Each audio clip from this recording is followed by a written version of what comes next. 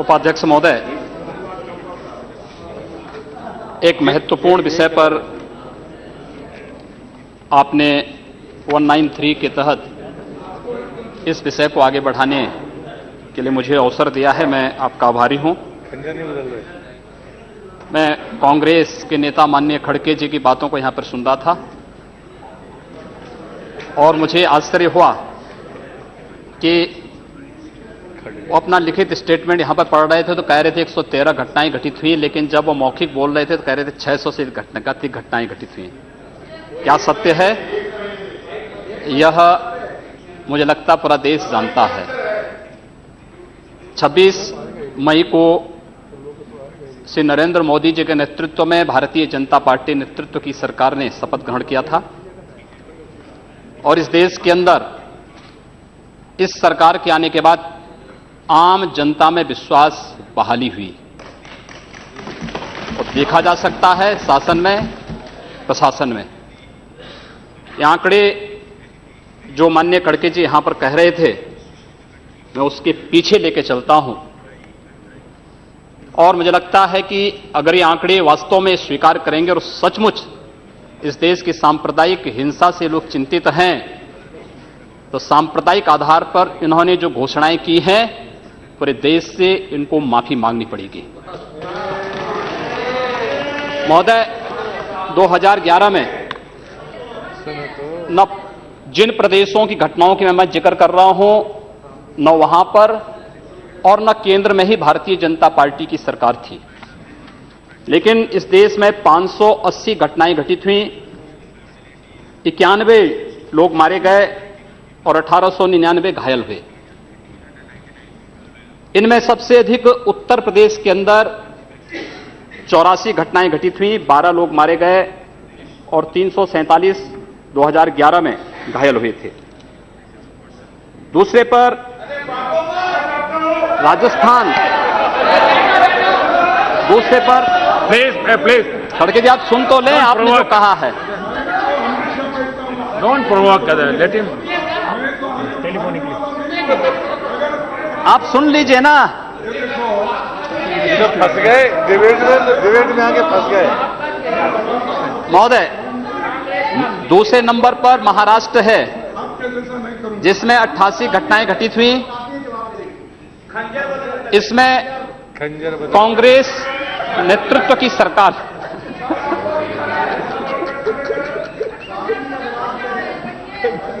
88 घटनाएं घटित हुई, 15 मारे गए। तीसरे पर कर्नाटक, ये भी कांग्रेस की सरकार यहां पर है, इसमें 70 घटनाएं घटित हुई और उसके बाद केरल में 30 घटनाएं घटित हुई। 2011 की बात कर रहा हूं। 2012 में 668 घटनाएं घटित हुई, 94 की मौतें हुई और 2117 घायल हुए।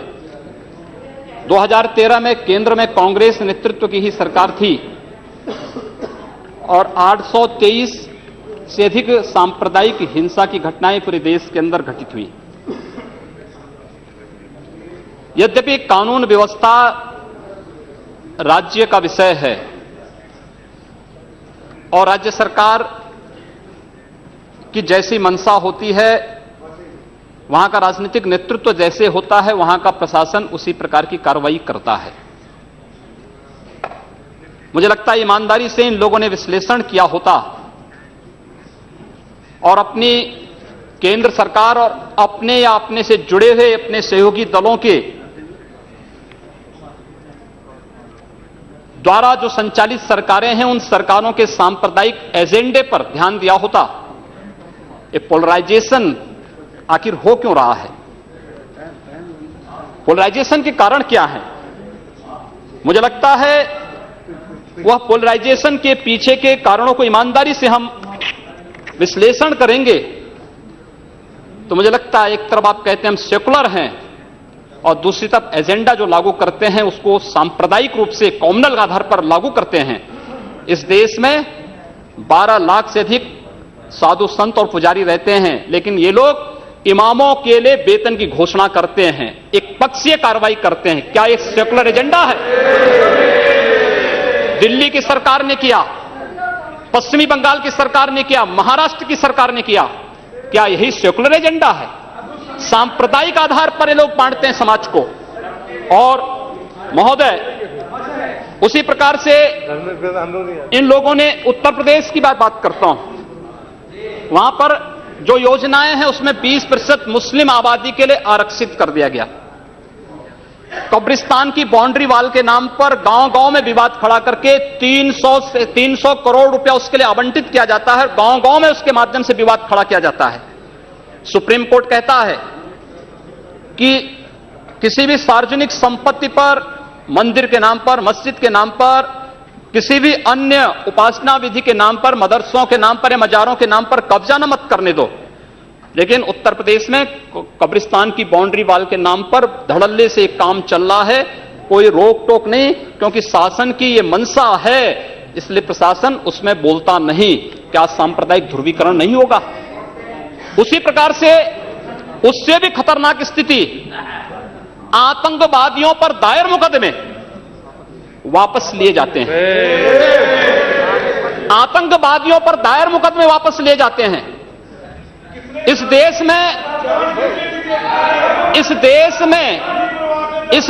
में जो लोग राष्ट्रीय सुरक्षा के लिए खतरा बने हुए हैं, जिन लोगों ने राष्ट्र की संप्रभुता को चुनौती दी है, जो लोग लगातार भारत की संप्रभुता को चुनौती दे रहे हैं और देश में हिंसा को बढ़ावा दे रहे हैं, उन लोगों पर दायर मुकदमे, चाहे वह राम जन्मभूमि पर आतंकी हमले का मामला हो या संकट मोचन मंदिर काशी में सीआरपीएफ कैंप रामपुर का मामला हो या गोरखपुर के सीरियल ब्लास्ट का मामला, रघुनाथ मंदिर, ये जितने भी मामले हैं, इन सभी मामलों में जिन आतंकवादियों के खिलाफ मुकदमे दर्ज हुए थे, उत्तर प्रदेश की सरकार ने वोट बैंक के लिए उन मुकदमों को वापस लेने का कुत्सित प्रयास किया। न्यायालय अगर बीच में नहीं होता तो संभवतः अब तक वे आतंकवादी बाहर छूट करके पुनः नरसंहार कर रहे होते, जिस प्रकार से उत्तर प्रदेश के अंदर और प्रदेश के अंदर हुआ है। और उसके बाद भी ये कहते हैं कि सांप्रदायिक हिंसा बनी रहे। महोदय, चर्चा का विषय होना चाहिए कि आखिर सांप्रदायिक कौन है? कौन है सांप्रदायिक? कौन सांप्रदायिक है? और मुझे लगता है इस पर चर्चा होना बहुत आवश्यक है। महोदय, जो हम लोगों ने जाना है, जो हम लोगों ने समझा है, इस सांप्रदायिक वह होता है जो कहता है कि मेरा इष्ट या मेरा देव या मेरा पैगंबर ही सर्वश्रेष्ठ है। उसके मानने वालों को तो जीवित रहने का अधिकार है, शेष को नहीं। मुझे लगता है वह सांप्रदायिक है। हिंदू जीवन दर्शन कभी इस बात की इजाजत नहीं देता। हमने किण्वंतो विश्वारंभ का संदेश दिया था, हमने सर्वे भुंतु सुखिना का संदेश दिया था, हमने तो इस देश के अंदर एकम सद विप्रा बहुधा वदंती की बात कही है। जियो और जीने दो पर विश्वास हमारा दर्शन करता है। और दुनिया की कौन सा मजहब और कौन सा ऐसी कौम है जिसको विपरीत परिस्थितियों में हिंदू दर्शन ने अपने यहां शरण न दी हो, उसको फलने फूलने का अवसर न दिया हो? कौन सा ऐसा है दुनिया के अंदर? लेकिन आज जिस हिंदू दर्शन ने सबको शरण दी, सबको फलने फूलने का भरपूर अवसर दिया, आज जब उसी के खिलाफ षड्यंत्र होना प्रारंभ होता है तो उसे एकजुट होना तो पड़ेगा ही। और मुझे लगता है इन लोगों के कर्मों का फल है कि पूरे देश का हिंदू जनमानस आज इस बात के लिए तैयार हो रहा है कि उसके खिलाफ आज शासन तंत्र से जो षड्यंत्र हो रहे हैं उसका जवाब अपने स्तर पर देना ही पड़ेगा। और आज वही स्थिति सामने आई है। महोदय, मैं पूछना चाहता हूं इन लोगों से, जब भारत का मुसलमान हज यात्रा करने के लिए जाता है, महोदय, जब हज यात्रा करने के लिए जाता है, उसकी पहचान तब भारतीय के नाम पर नहीं, पाकिस्तानी के नाम पर नहीं, बांग्लादेशी नाम पर नहीं, भारतीय उपमहाद्वीप का जो भी मुसलमान हज यात्रा करने के लिए जाता है उसकी पहचान हिंदू नाम पर होती है, उसकी पहचान भारतीय, पाकिस्तानी या बांग्लादेश के नाम पर नहीं। लेकिन अगर उसी हिंदू पहचान को हम इनके ऊपर यहां पर लागू करने का प्रयास करते हैं, इनको बुरा लगता है। हिंदू सांप्रदायिकता नहीं, हिंदू राष्ट्रीयता का प्रतीक है और भारत की राष्ट्रीयता का प्रतीक इस हिंदुत्व को बदनाम करोगे तो उसकी कीमत चुकानी पड़ेगी इन लोगों को।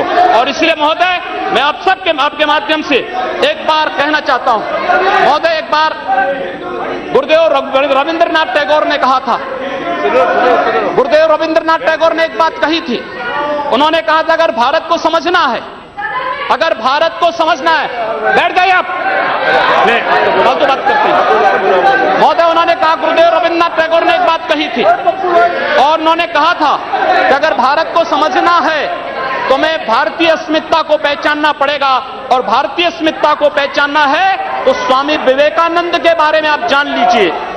स्वामी विवेकानंद ने एक बात कही थी कि गर्व से कहो हम हिंदू हैं। स्वामी विवेकानंद ने एक बात कही थी कि गर्व से कहो हम हिंदू हैं। स्वामी विवेकानंद तो सांप्रदायिक नहीं थे, स्वामी विवेकानंद तो किसी पार्टी के नहीं थे।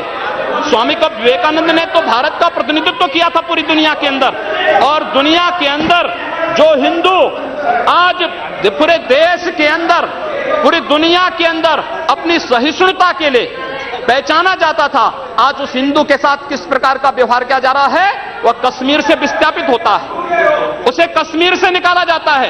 एक भी बार इस सदन में चर्चा नहीं होती है, इन लोगों का मुंह नहीं खुलता जब कश्मीर से 3.5 लाख की संख्या में कश्मीरी पंडित निकाले जाते हैं, तब ये लोग नहीं बोलते।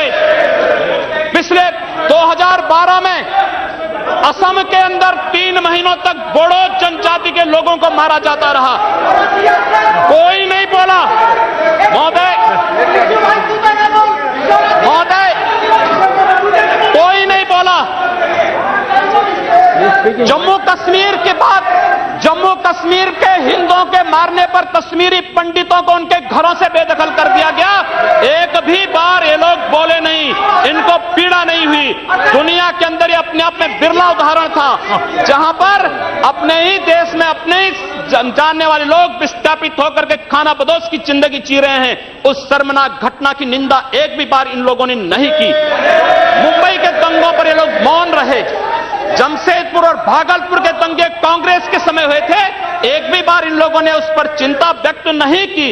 और तो और 1984 में इस देश के अंदर जिन सिख गुरुओं का योगदान इस देश को बचाने और इस देश की धर्म और संस्कृति और इस देश के समाज को बचाने में बहुत महत्वपूर्ण थी, उन सिखों के कत्लेआम पर भी इनको शर्म महसूस नहीं होती है।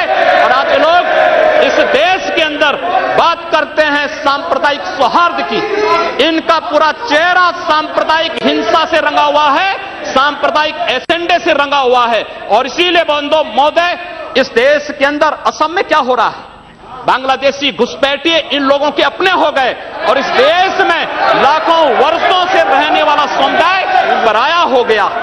इस देश के अंदर महोदय, असम में बांग्लादेशी घुसपैठियों के कारण Kokrajhar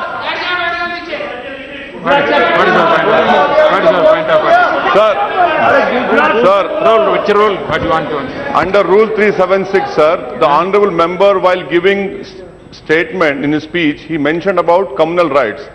I request you that 2011 he has given a figures. Those are wrong figures. No, he has completely forgotten 10 to 2013. No. My question was there, sir. You cannot give wrong figures. Gujarat was the highest number followed by Madhya Pradesh.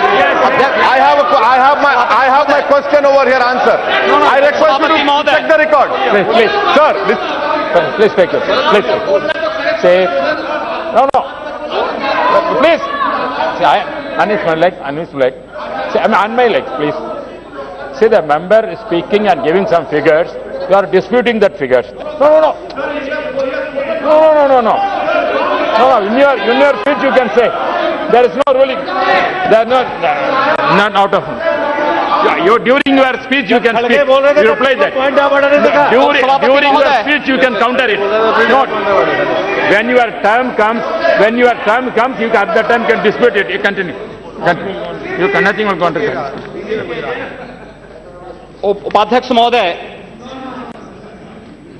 सच्चाई कड़वी होती है और कड़वी सच्चाई लोग स्वीकार करने को तैयार नहीं।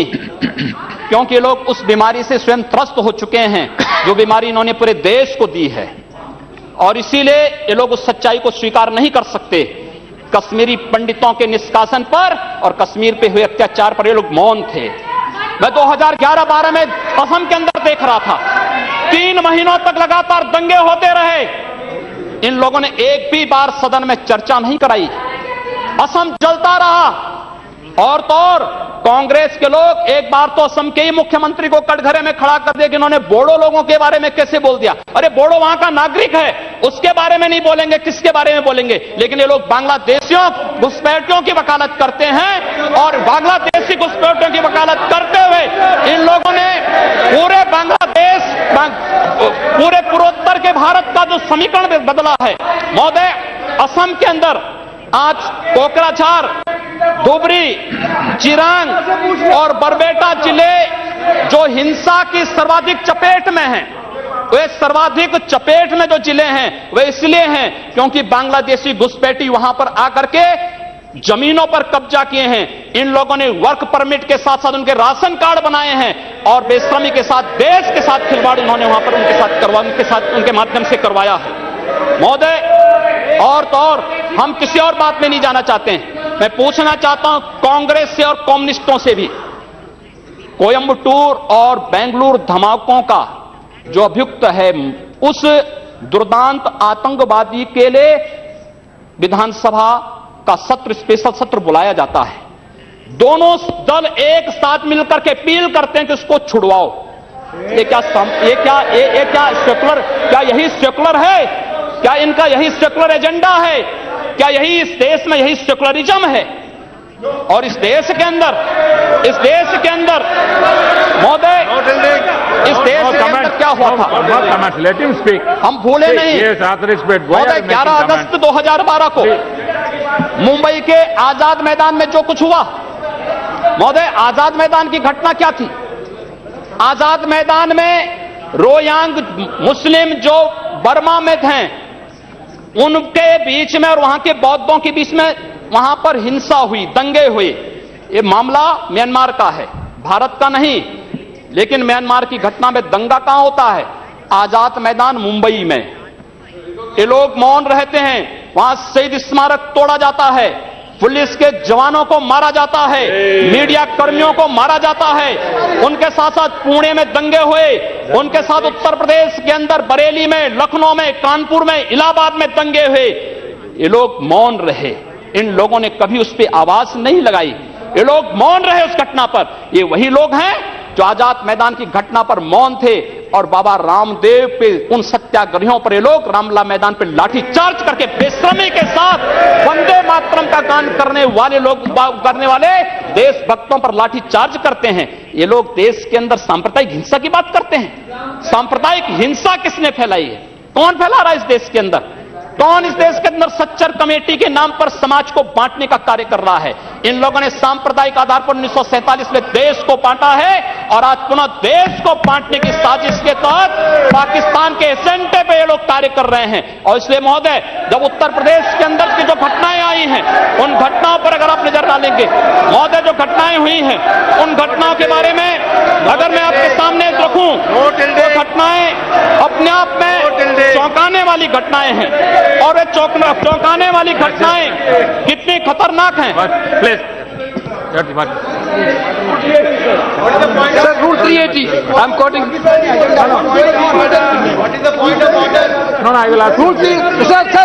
I am raising a point of order. While speaking, the member already made a defamatory statement.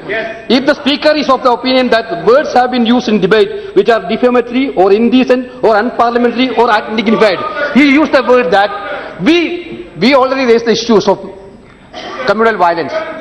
We are not against anybody. We want a secularism to be maintained in this country. Therefore, we made a discussion. But honorable member, while discussing, honorable member, while discussing, he used the name of Pakistan. He abused us for naming the Pakistan. This is unparliamentary, sir. This is this should be deleted. This should be deleted, sir. As per CIT, this should be deleted. Uttar Pradesh के अंदर आता हूं। Please. It has to be decided. Please. Deputy Speaker has to give my ruling. He has been using the word Hindus and Muslims. Yeah. Saying. It is really against No, please.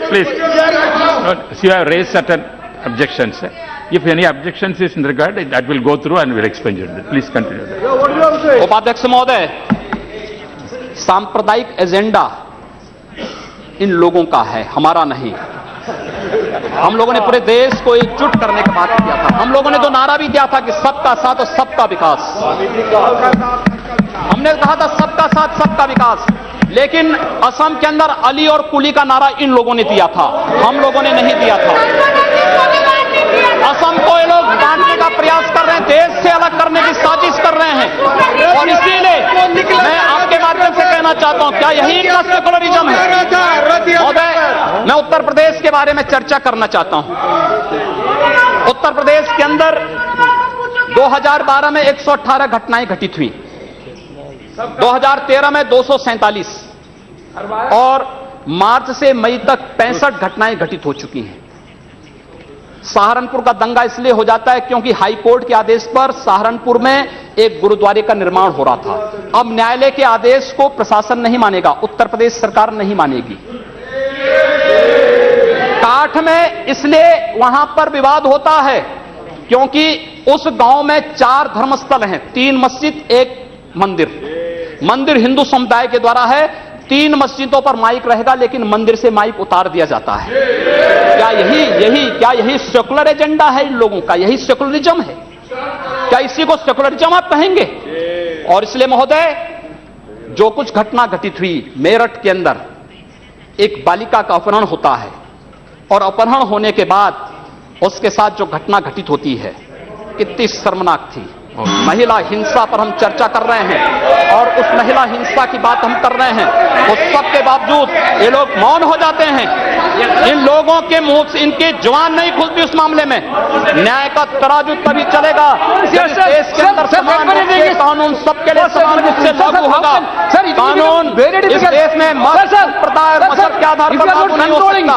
और इसलिए महोदय, मैं आपके माध्यम से माननीय गृह मंत्री से चाहूंगा, कांग्रेस ने मुद्दा दिया है, अच्छा होगा पूरे देश के अंदर और उत्तर प्रदेश के अंदर जो एक घटनाएं घटित हुई हैं, इनकी एसआईटी जांच करा दी जाए। किसी सिटिंग जज से, किसी सुप्रीम कोर्ट के सिटिंग जज से इन सांप्रदायिक दंगों की जांच करवाने के साथ साथ और राष्ट्रीय तत्वों से किनके संबंध हैं, इसकी भी जांच करा दी जाए। दूध का दूध, पानी का पानी सबके सामने आ जाएगा। यही मांग करते हुए मैं अनुरोध करना चाहूंगा कि लोग सांप्रदायिक एजेंडे के साथ देश के सामने आए हैं और लोग देश के खिलाफ, इनके खतरनाक मंसूबों के खिलाफ हम सबको लड़ना पड़ेगा। धन्यवाद।